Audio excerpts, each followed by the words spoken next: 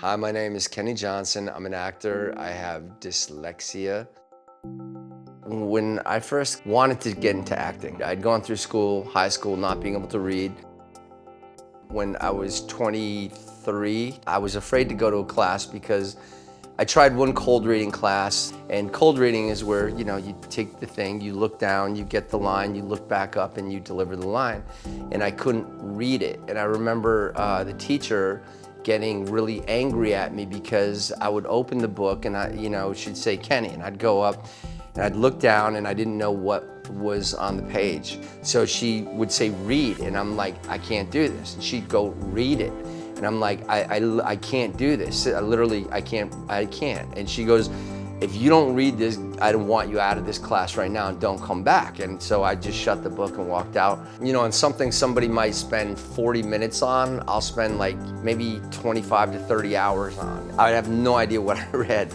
So I'd read it again and I'd start taking notes on little things that I kind of understood. And then I'd read it a third time and take more notes on things and keep writing down. So I would look at my notes on the side to interpret what I thought this said. And by the fourth time, I finally got the gist of what the whole thing was. It was so time consuming, that was kind of the painful thing. I audibly could understand much better if you would say something out loud to me. So my learning ability was to have you say it out loud. And the more you say it out loud, I could visualize in my head what you were saying. I could see what you were saying, and my visual effect would let me say what you were saying, yet without thinking about the words. Because if I were to think about the words, it would scramble me and get me in my head, and therefore I wasn't existing in the experience of what you're trying to share through acting. Well, because my after all these years, my managers and agents, I'd be like, you can't send me 20 scripts to read. I can't do it. I literally can't do this.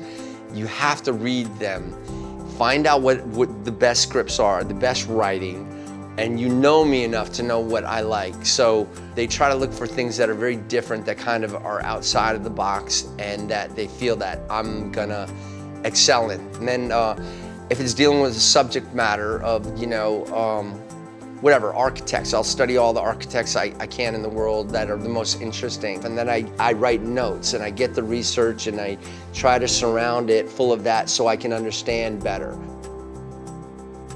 One of my revelations is because our acting teachers go study paintings, do monologues about them. Van Gogh's and Monet's really spoke to me a lot. And so I would go in the museums and try to look over that line where you can't pass, and I would go in as close as I could. And again, on some of the paintings, especially Van Gogh's, that I would see things that I thought, in a normal classroom, that's a big smudge that's left undone.